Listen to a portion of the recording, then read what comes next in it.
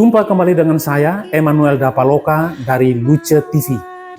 Pada bagian pertama kesaksiannya, Verena Diana Wenindari telah mengungkapkan dengan lugas bagaimana ia mengenal iman Katolik, kemudian bergabung ke dalam gereja Katolik. Pada bagian ini, ia menceritakan tantangan demi tantangan yang ia alami, sungguh tantangan yang tidak mudah. Ia sendiri sakit, anaknya sakit, dan tidak mendapatkan dukungan dari orang-orang yang dia harapkan. Dalam situasi semacam ini, dia mengalami Tuhan Yesus dan Bunda Maria tidak pernah meninggalkannya. Sungguh luar biasa kesaksian ini. Mari kita ikuti bersama-sama. Ini rosario nggak main-main. Apa yang saya minta harus saya pikirkan terlebih dahulu. Jangan asal ucap, saya bilang. Apa yang saya mohon, saya harus siap. Jangan sampai seperti ini saat itu. Iman saya yang masih belum tumbuh. Sudah, setelah itu, ya itu tadi. Tidak perlu diceritakan lagi. Tidak ada dukungan atau apa. Tuhan bantu semuanya itu. Anak saya mulai sembuh. Lepas dari kritis. Tapi Tuhan bimbing saya, kamu keluar dari kerja. Saya keluar beranikan diri. Padahal saya tahu kalau saya keluar kerja, ekonomi saya pasti jomplang. Dengan anak saya yang perlu biaya untuk semua, kan dia kan kalau koma itu mulai dari nol kemampuannya. Saya semua terapi. Dari dia jalan, dari dia berbicara, dia umur sampai berapa hanya makan 3 butir nasi. Saya konsultasi ahli gizi. Terkuras ekonomi semua di situ, tabungan saya. Tapi saya yakin Tuhan harus bantu saya, kuatkan, paling tidak kuatkan saya.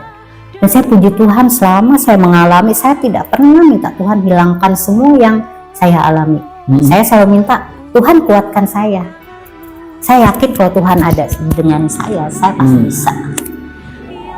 Akhirnya setelah selang berapa tahun anak saya mulai ada, walaupun perkembangannya tidak sesuai dengan usianya, tapi saya puji Tuhan. Tuhan memberikan dia kehidupan. Dia keterbelakangan mental begitu? Tidak. Jadi dia secara akademisnya kurang.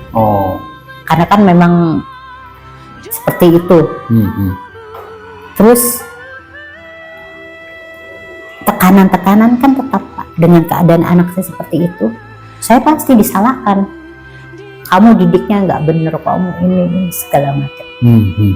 Menghadapi penghakiman semacam itu, sementara itu juga ibu sendiri tidak punya tempat untuk curhat nih. Tidak. Kepada siapapun tidak ada. Saya pernah. Bagaimana? Saya saat itu pernah curhat sama salah satu keluarga juga. Tapi apa?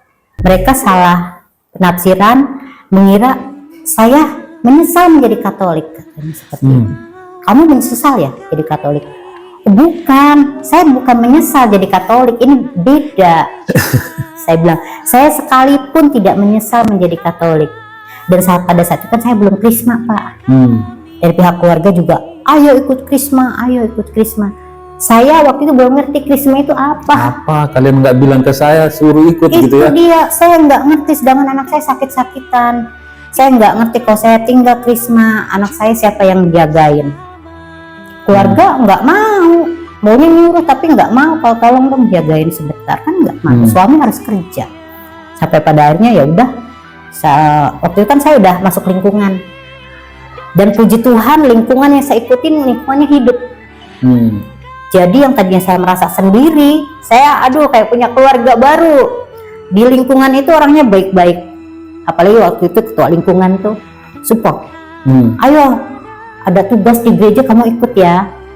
Terus dulu kan di lingkungan kami, zaman dulu kan ada istilah ISSK, ibadat sabda sambut komuni. Jadi Tuhan Yesus kan datang. Rumah saya kecil, tapi saya mau nggak dijadikan ini. Padahal saya waktu itu umat yang baru.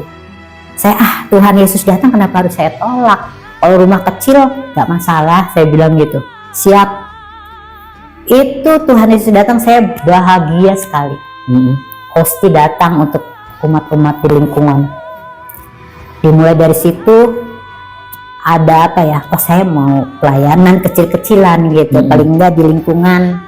Akhirnya dikit-dikit mereka mau nggak jadi ini, mereka mau nggak, saya selalu mau. Dengan begitu iman saya semakin bertumbuh, saya melupakan hal-hal yang tidak menyenangkan.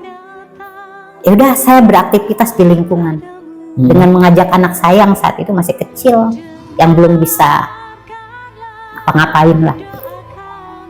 Setelah itu berkembang, kan saya tuh tekanan masih terus ya Pak, sampai pada akhirnya saya nggak kuat, ada di posisi saya minta cerai saat itu.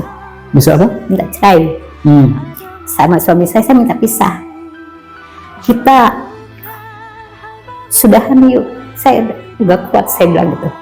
Bukan nggak kuat mengikuti Yesus, enggak, saya nggak kuat dengan tekanan dari keluarga, saya bilang gitu saat itu. Suami nggak mau, jangan, di Katolik kan nggak boleh pisah seperti itu, nggak boleh cerai. Ya terus gimana saya kalau selalu seperti ini, saya bisa gila. Nggak usah takut, saya bilang. Setelah kita pisah, iman saya masih di Katolik. Mungkin dulu saya mengikuti Yesus karena saya sayang sama kamu, tapi sekarang kalau saya ingin pisah karena saya sayang Yesus. Kalau saya tersakiti saya terus menerus, saya takutnya juga saya meninggalkan Yesus. Saya bilang saat itu ada, itulah iman saya lagi drop mungkin. Suami tidak mengizinkan saat itu. Terus saya, solusinya bagaimana kalau memang kita bisa tetap ini? Ya sudah, kita jalan pelan-pelan, saya akan berubah. Suami seperti ini. Baik. Berjalan waktu, tekanan masih terus ada, saya enjoy aja lah, saya nikmatin. Saya ke gereja, tapi karena saya tidak ada teman untuk bercerita, ini kan di sini Pak numpuk, saya tidak bisa marah, saya tidak bisa protes. Saya pernah waktu itu gerejanya masih gereja lama. Iya. Saya misa. Waktu itu suami masuk, jadi saya gendong anak saya yang masih kecil. Saya mau ketemu Romo, saya ingat waktu itu. Itu udah stres sekali Pak saya. Saya ingin kayaknya pengen dinasehatin gitu, saya harus apa?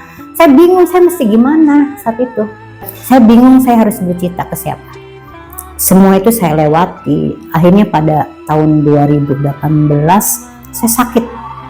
Semua urat-urat saya itu bengkak. Kepala ini benjol-benjol Pak. Semua urat-urat saya sakit. Sampai saya kejang. Saya dibawa ke dokter. Pas saya dibawa ke dokter, saya dokter keluarga, dibawanya sama suami. Dokter begitu periksa saya, kamu stres berat. Gitu kan. Dokter ini kenal, diomelin lah suami saya. Kamu ngapain istrimu sampai istrimu begini? Ini bahaya. Urat-uratnya udah. Begitu kan.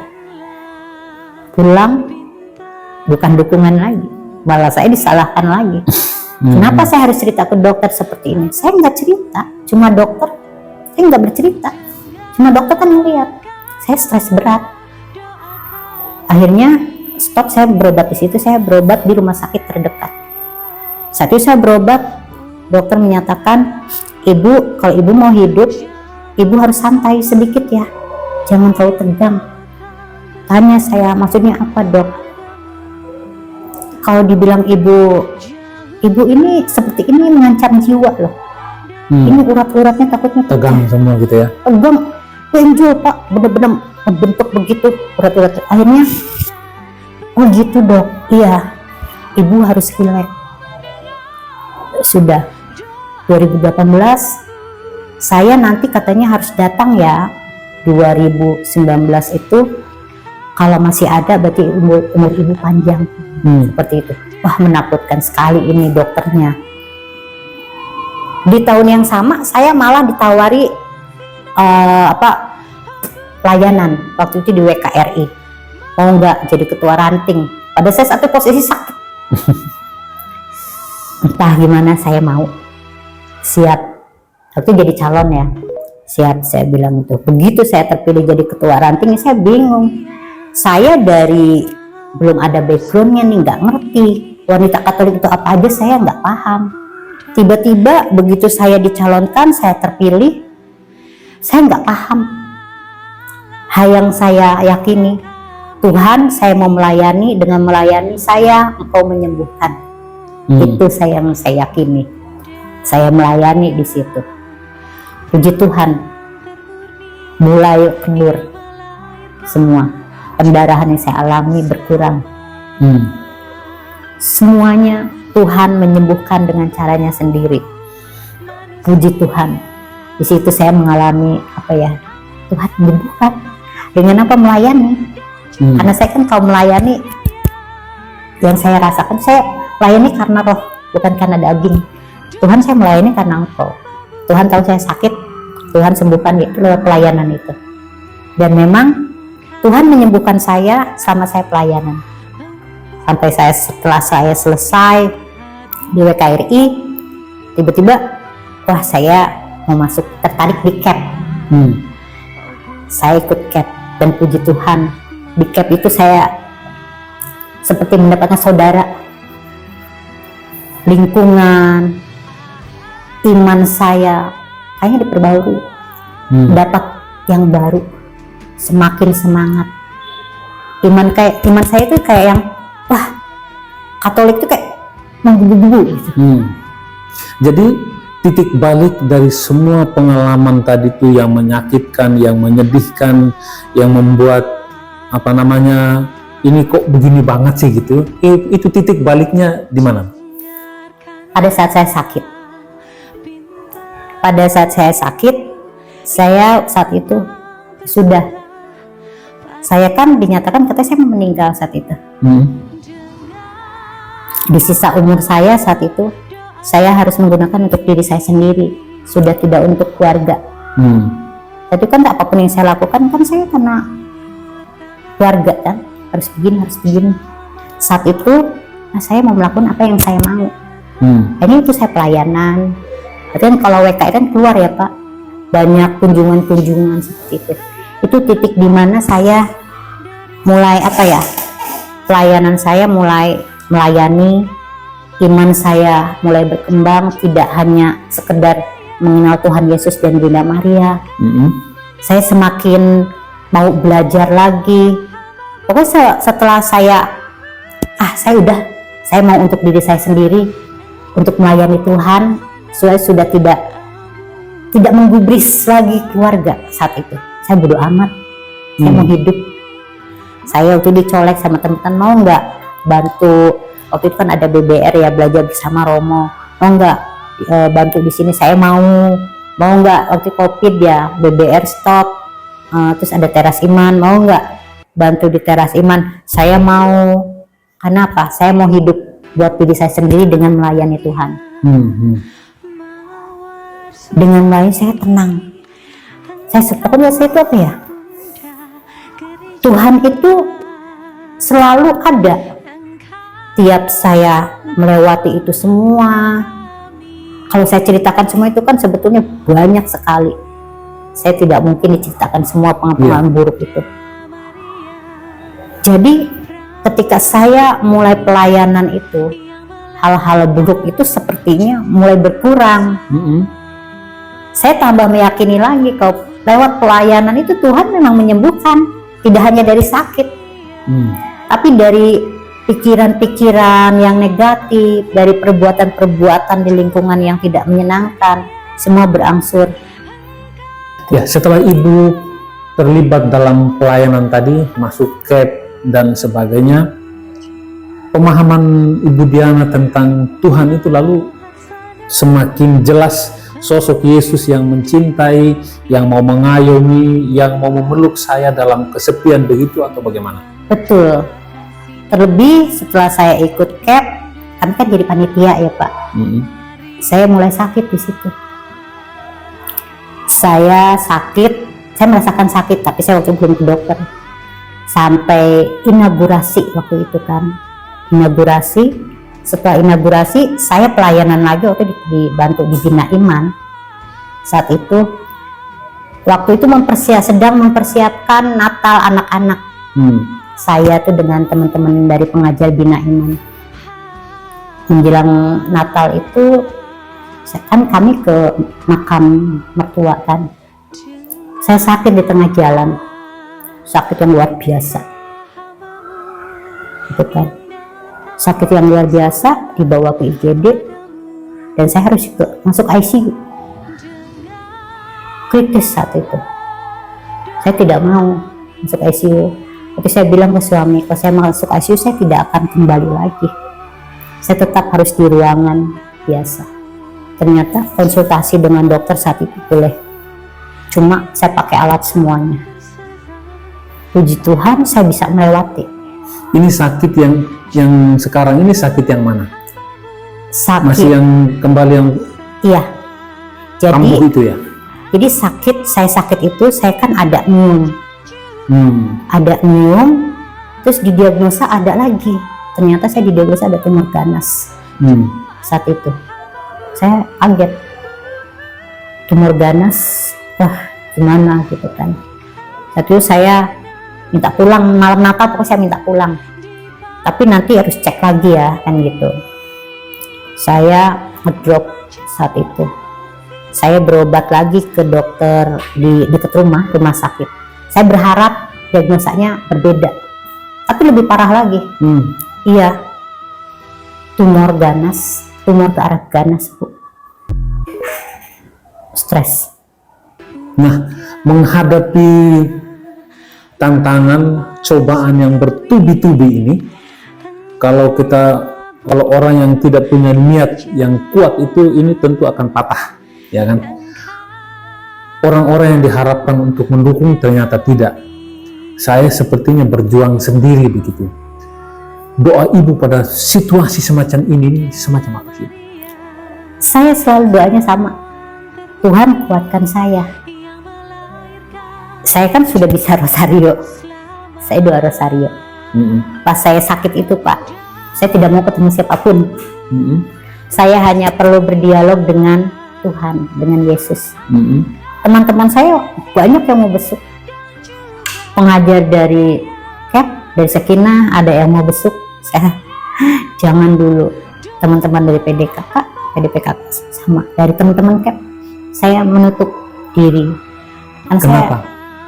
Saat itu saya pribadi, kalau saya mengalami sesuatu saat itu, saya hanya ingin saya dengan Yesus berdialog. Lebih bertanya, Tuhan, saya mengalami sakit ini, apakah Tuhan juga akan menolong saya seperti yang sudah-sudah? Itu pertanyaan saya, karena ada rasa saya tidak percaya saya sakit yang ini, yang membahayakan nyawa. Terus ada salah satu teman mau besuk, saya tolak, dan dia coba doakan ini, nanti dicoba di YouTube tuh ada darah Yesus berkuasa. Saya sebelumnya saya abaikan, karena apa? Saya masih sakit Pak, saya kan belum bisa bangun saat itu, belum bisa bangun. Tapi begitu saya doakan yang coba kamu doa yang ini, saya doakan sembari saya mendengarkan terus menerus darah Yesus berkuasa. Saya dengarkan, malam saya mimpi posisinya seperti ini, kursi-kursi di depan ada seperti pengajar atau buat saya saat itu, baju putih. Saya duduk paling belakang, dia menghampiri, dia hanya bertanya, apa yang kamu rasakan? Saya menangis. Saya bilang, saya sakit, perut saya sakit, memang saat itu saya sakit sekali. Dia hanya memegang kepala saya, dia coba kamu berdoa, ikuti saya, pegang tangan pegang yang bagian sakit, ikuti saya. Darah Yesus yang berkuasa, sembuhkanlah segala sakit penyakit yang ada dalam tubuhku ini. Ulangi kata itu kalau kamu merasakan sakit. Saya ulangi itu, sembari saya menangis Pak. Dalam mimpi Tapi sayup-sayup lagu yang saya dengarkan dari YouTube itu, Darah Yesus Berkuasa itu, masih saya dengarkan, itu masih terdengar. Saya menangis, darah Yesus yang berkuasa sembuhkan rasa sakit penyakit dalam tubuhku ini. Itu saya ulang-ulang sampai akhirnya saya mungkin tertidur. Besok pagi saya bangun tanpa dibantu. Bangun saya, suami kan siap-siap mau berangkat kerja. Saya bilang, ya tadi saya mimpinya kok buat saya sukacita, merasa saya bahagia sekali. Mimpinya apa? Saya ngobrol dan saya yakin itu Tuhan Yesus. Seperti itu. Kok bisa? Iya, saya bilang. Saya saat itu seperti sedang belajar cat gitu kan. Ada pengajar pakai baju putih, jubah putih. Dia menghampiri saya, memegang kepala saya. Pada saat setelah saya doa yang dianjurkan oleh teman saya itu, coba doakan ini. Dan saya sembari mendengarkan terus menerus darah Yesus berkuasa. Saya bilang itu nyata atau mimpi. Tapi mata saya sembab, karena saya memang di mimpi itu saya menangis dan mata saya bengkak gitu loh. Dan saya memang mendengarkan masih sayup-sayup darah Yesus berkuasa itu terus-terus. Makanya saya meyakini itu saya Yesus. Tapi kamu sekarang juga bisa bangun kayak gitu. Iya, saya mulai segar badan saya. Dan saya izin, saya mau olahraga ya, keluar jalan saya Pak.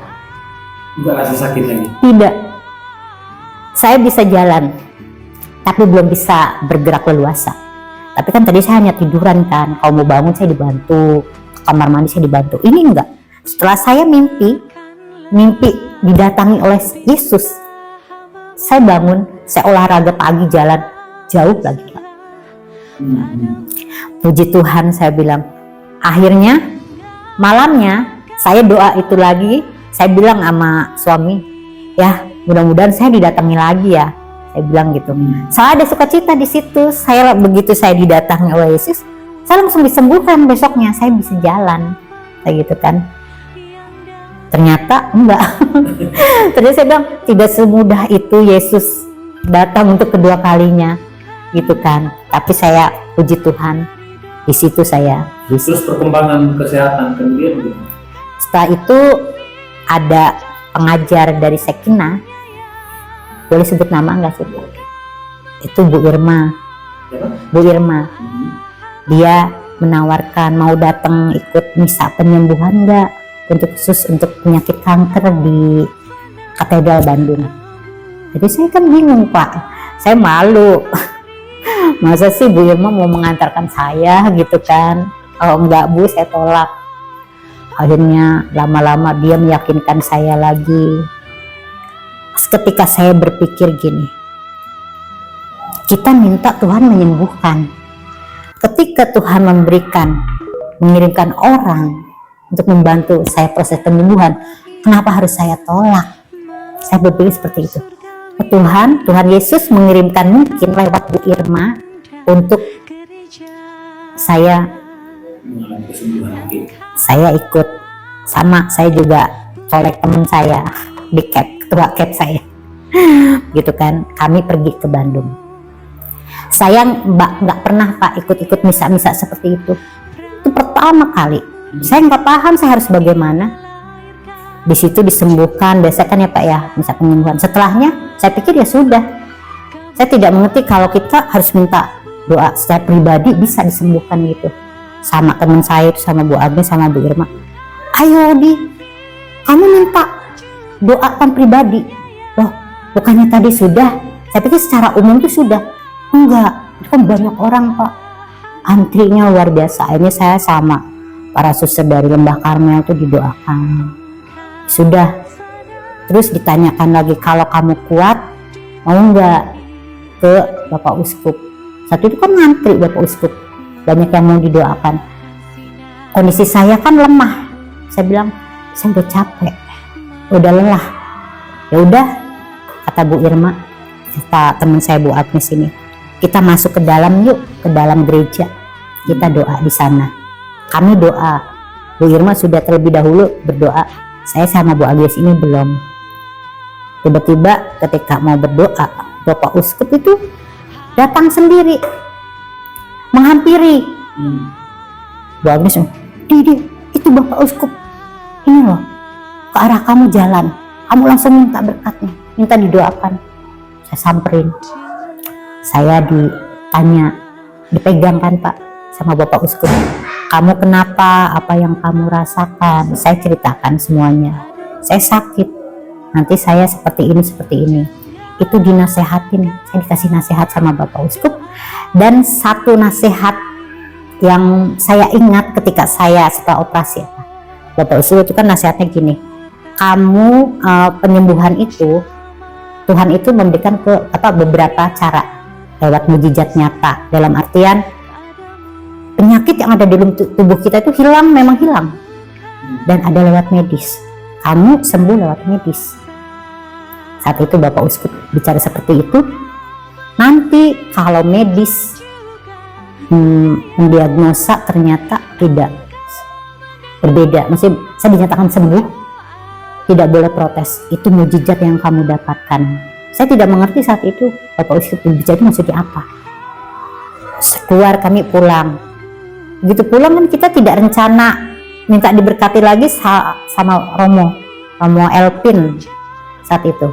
Tiba-tiba Bu Irma sampai Romo Elpin tadi sudah kenal, didoakan lagi. Bahkan Romo Elpin sempat sharing juga kalau mamahnya mengalami sakit yang sama dan dia mendapatkan kesembuhan lewat mujizat. Dia bilang seperti itu.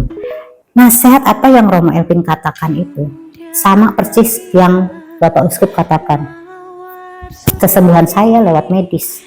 Nanti kalau medis seperti ini jangan protes seperti itu. Yakini itu suatu mujizat. Saat itu sih saya anggap itu nasihat seperti biasa. Kami pulang, ternyata di Arnoldus ada juga misa penyembuhan. Saya kan nggak pernah, saya ikut lagi sama Bu Asih, sama Bu Agnes, saya ngikut misa penyembuhan sama Romo Ansel. Saat itu kan saya belum bisa, hanya bisa jalan, udah puji Tuhan. Saya ikut misa hari Selasa juga tuh malam. Besoknya saya bisa lari. Bisa Lari, olahraga, kan saya olahraga. Jadi begitu saya didoakan tuh hari Selasa itu, besok paginya saya olahraga. Biasanya kan saya jalan, kok kayaknya setelah misa yang semalam badan tuh enak ya gitu loh, lebih enteng. Bawa lari, bisa lari, puji Tuhan. Akhirnya saya lari. Terus saya dipanggil lagi dari rumah sakit, check up ya, kan saya selalu dikontrol kan. Walaupun ini baik, saya yang awalnya semuanya itu jelek gitu, HB saya nggak bagus semuanya kan. Saya waktu mau operasi harus persiapkan pendonor. Tiba-tiba kemarin itu begitu saya bisa melakukan itu semua, selesai mengikuti beberapa misa penyembuhan, hasil dari lab semua bagus. Puji Tuhan, sampai pada akhirnya saya mau operasi lebih bagus lagi. Dan saya pada saat saya operasi, Tuhan mempermudah itu semua.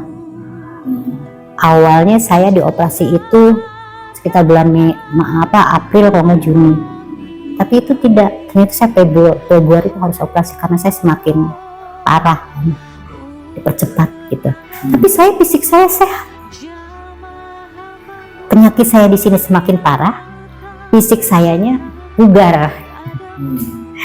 Sudah cek di situ. Pertama kali suami saya juga meyakini bahwa kehadiran Tuhan, kebaikan Tuhan itu nyata. Suami saya itu paling susah diajak ngobrol masalah. Tapi selama saya sakit, dia baru kali itu. Benar, Yesus itu baik, sangat baik. Sakit kemarin saya mau bawa sukacita buat saya pribadi. Banyak hal membuat saya sukacita. Penyertaan Tuhan Yesus, Bunda Maria tidak pernah meninggalkan saya sedikit pun. Saya Saya yakin Tuhan Yesus ada. Sampai pada saat itu saya kan sakit, dari dokter tuh menyatakan seperti ini, paling buruk tuh saya meninggal. Saya siap untuk itu. Saya sama Tuhan Yesus, saya kan selalu ngobrol, Tuhan kalau saya dipanggil saat ini saya siap. Tuhan bantu saya mempersiapkan segalanya, permudahkan semuanya kalau memang saya mau dipanggil. Saya seperti itu. Saya ngobrol dengan semuanya, dengan anak, dengan suami. Saya mempersiapkan gaun apa yang mau saya pakai saat saya meninggal. Rosario mana, saya bilang ini. Rosario nanti kalau saya meninggal, rosario yang pemberian Romo waktu saya baptis, jangan disimpan di peti ya. Saya mau kamu gunakan untuk anak saya. Lebih baik kamu gunakan. Rosario nanti saya bawa ke peti itu rosario yang dari cap saja, saya bilang gitu. Oh ya, udah dipersiapkan semua untuk saya di peti itu. Saya udah benar-benar siap saat itu. Sampai saya dipanggil itu. Berserah sekali.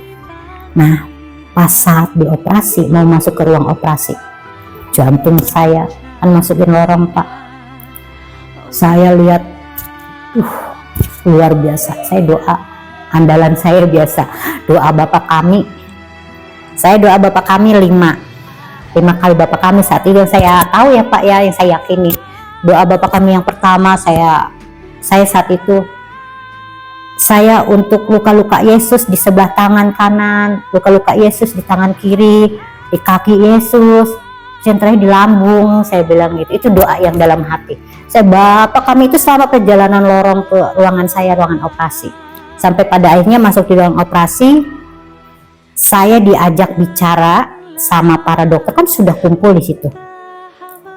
Ibu siap ya, gitu kan. Siap, saya bilang gitu. Mereka lama diskusi, ternyata tiba-tiba mereka bilang gini, awalnya saya kan hanya diambil rahim saya kan diangkat, tapi disisakan sel telurnya seperti itu, indung telur atau sel telur saya tidak paham saat itu, disisakan. Tapi di detik-detik terakhir ternyata dokternya keluar, setelah kembali lagi bilang gini, Ibu kalau saya habiskan semua gimana? Saat itu saya hanya bilang gini, lakukan apa yang dokter, baik, saya sudah berserah. Sekalipun Tuhan mengambil nyawa saya saat ini, saya siap. Apalagi ini hanya sekedar rahim. Saat itu dokter kan ada yang Kristen ya. Bu, lihat. Nah, semuanya bagus. Dari tensi semua. Biasanya yang mau masuk rumah sakit langsung tinggi. Ini ibu stabil sekali, tenang sekali, gitu kan. Ibu tadi doa apa menuju ke sini? Karena saya Katolik, saya bilang tadi saya doa Bapak kami. Dan selama di situ saya bilang rosario. Rosario saya sampai bilang gini, Tuhan rosario saya tidak sempurna karena tidak berurutan. Tapi Tuhan tahu maksud saya. Saya rosario. Setelah saya kan dibius lewat suntikan. Ibu berdoa ya. Itu sebelum saya hilang kesadaran, saya ucapkan itu, Tuhan saya mau berdoa rosario, namun rosario saya tidak sempurna, tapi saya yakin Tuhan tahu maksud saya. Saya berserah gitu. Saya berserah, apapun yang Tuhan kehendaki saya sudah siap, apapun itu. Waktu itu operasinya lumayan lama, dari jam 6 selesai jam 1 atau jam 1. Puji Tuhan saya dibangunkan sebuah, ternyata sudah di ruangan penyembuhan. Suster itu sampai bilang ke saya, ibu kalau apa ibu yang sakit, ibu bilang ya, kami khawatir kok ibu anteng aja. Puji Tuhan, Tuhan itu menguatkan saya, tidak terasa sakit Pak saat itu. Bekas-bekas, padahal saya besar kan operasinya. Yesus, saya hanya kedinginan, tapi saya tidak merasa sakit. Sudah, begitu keluar dari ruangan operasi ke ruangan rawat inap biasa. Waktu itu saya diantar porter, perawatnya lagi pada sibuk. Porternya tidak tahu mungkin atau gimana, saya suruh pindah sendiri. Dari ruangan, dari tempat tidur ke tempat saya dirawat itu. Saya kan baru operasi, kok bukannya harus diangkat, saya bilang gitu. Coba Bu, Ibu ini aja pindah sendiri. Suami udah panik kan, namanya saya baru operasi besar. Ya sudah, bisa nggak, kata suami. Saya bilang ini, dalam nama Tuhan Yesus, saya pasti bisa. Saya pasti bisa. Saya pindah. Bangun saya, Pak. Saya bangun dari tempat tidur operasi itu ke sebelah tanpa dibantu. Puji Tuhan, bisa. Karena apa saya yakini? Tuhan Yesus selalu ada, selalu mendampingi saya. Walaupun saya dari perjalanan iman saya sampai saya sekarang detik ini banyak godaan, banyak rintangan. Karena apa? Saya selalu minta sama Tuhan. Tuhan kuatkan saya, temani saya, kuatkan saya. Saya kesepian tapi Tuhan selalu ada. Dan itu memang Tuhan tidak pernah meninggalkan saya sekalipun. Sampai saya pulang ke rumah pun Tuhan masih membantu. Karena kan saya malamnya pulang, paginya ternyata banjir besar itu. Kalau tidak saya nginep lama di rumah sakit. Di situ yang paling buat saya sukacita, suami meyakini Tuhan tuh baik ya, nyata sekali gitu, membantu kami, saya dari mulai pengobatan sampai kami selesai. Tuhan itu memberi kemudahan. Saya gini, baru kali ini suami saya bilang Tuhan itu baik. Biasanya dia kok kan ada masalah, Tuhan Yesus kenapa sih selalu diberi seperti ini, kenapa sih, itu suami. Tapi saat itu dia tidak. Dia bilang Tuhan tuh baik ya ini. Jadi saya, karena dia seperti membuka hati untuk Tuhan Yesus kan. Jadi saya langsung berbicara gini, makanya nanti kalau misalnya ada yang bertanya, jangan lupakan, selalu katakan Tuhan Yesus baik. Tuhan Yesus nyata ada bantu kita.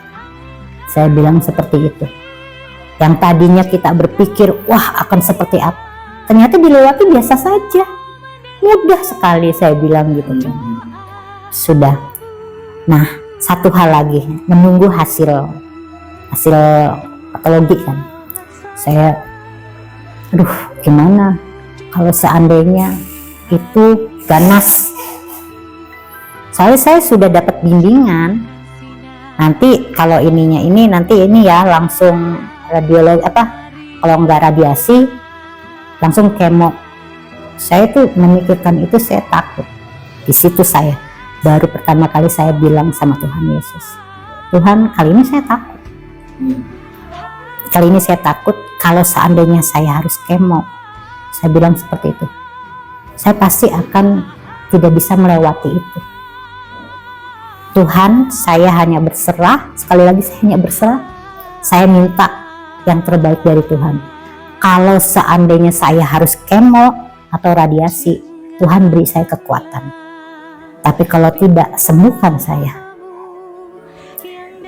Suami jam 8 langsung ke rumah sakit. Puji Tuhan, hasilnya tidak ganas dan tidak menyebar. Padahal sebelumnya itu untuk kasus saya, dokter patologi itu nggak pernah ikut ada di ruang operasi untuk melihat. Dokter patologinya saat itu ikut, karena kan saya katanya langka yang saya miliki ini.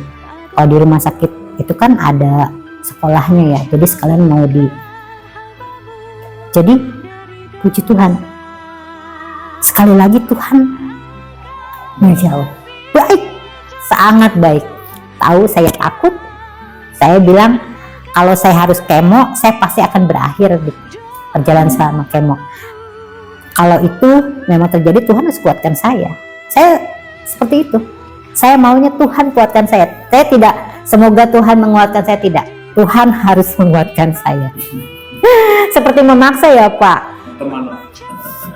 Tapi itu keyakinan yang saya miliki. Kalau Tuhan itu baik dan pasti akan memberikan apa yang kita minta kalau kita sungguh-sungguh mengimani Yesus. Dan yaitu Tuhan memberikan semua yang saya minta. Puji Tuhan.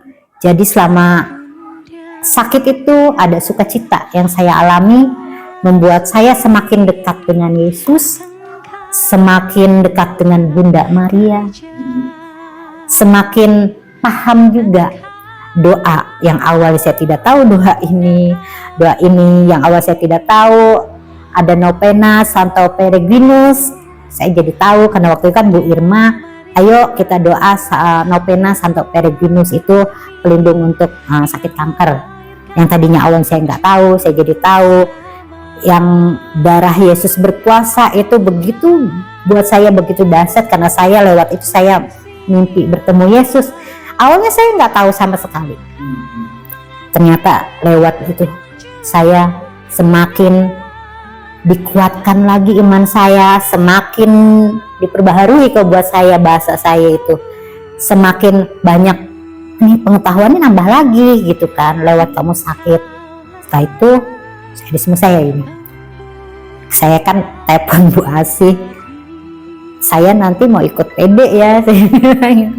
Setelah saya sembuh saya mau ikut PD, saya bilang gitu.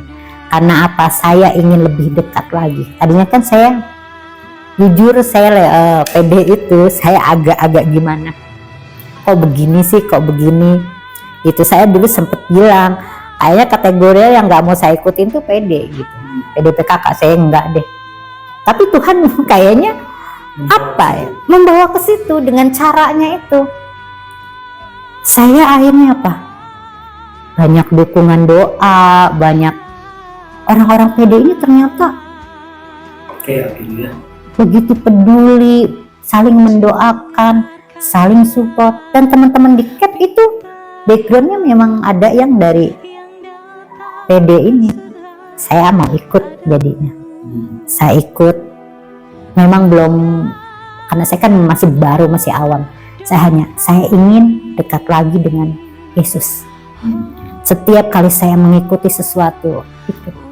Dan posisi sekarang ini Bu Diana itu sudah pulih sehat dari sakit itu? Sudah pulih total. Walaupun memang ada himbauan jangan dipikirkan, tapi tidak boleh diabaikan. Karena kan kalau penyakit seperti ini kan suka ada ya. Cuma untuk sakit dari trauma apa, saya kan ada sindrom, namanya tuh sindrom TS. Itu akibat dari pengalaman-pengalaman yang tidak menyenangkan saya. Selama itu kan akhirnya saya memiliki sindrom itu, saya belum diobati. Tapi saya yakin Tuhan akan menyembuhkan saya lewat pelayanan itu lagi. Saya yakin itu. Karena apa? Selama saya pelayanan, sindrom itu udah mulai tidak mengganggu. Karena kan itu sindrom itu membuat kita ingin bunuh diri. Dengan kata lain, pelayanan itu menyembuhkan. Betul. Maka layanilah terus. Amin. Jadi ke depan dalam pelayanannya semacam apa? Saya sekarang itu pelayanan saya hanya mengikuti di PD dulu. Di PD itu kan banyak aktivitas kan. Kalau saya bantu. Saya ikutin arahan Roh Kudus aja yang membimbing. Saya ngotot mau ikuti sini enggak. Saya ikuti arahan Roh Kudus. Saya mau dibawa kemana? Karena di PD pun awalnya saya tidak tidak mau deh gitu. Dan sekarang udah masuk kan? Sudah masuk ya Bu.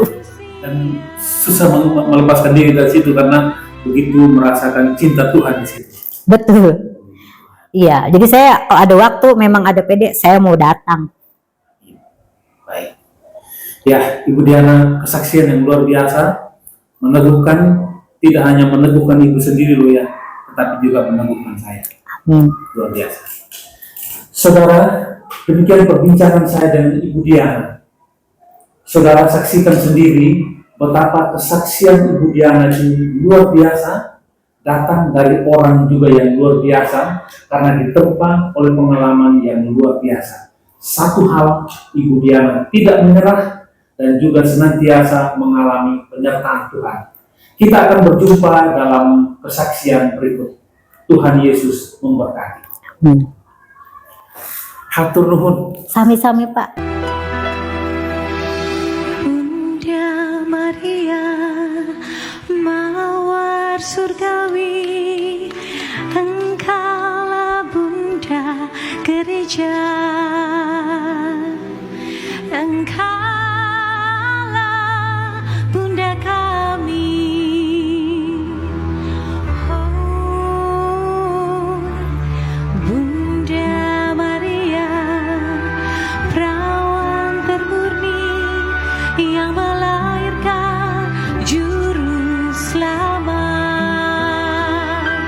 Kau Bunda penebus manusia, engkau pengasih dan juga penyayang, engkau mendengar doa hamba-Mu. Engkau laksana embun di pagi hari, memancarkan sinar, oh Bunda Maria.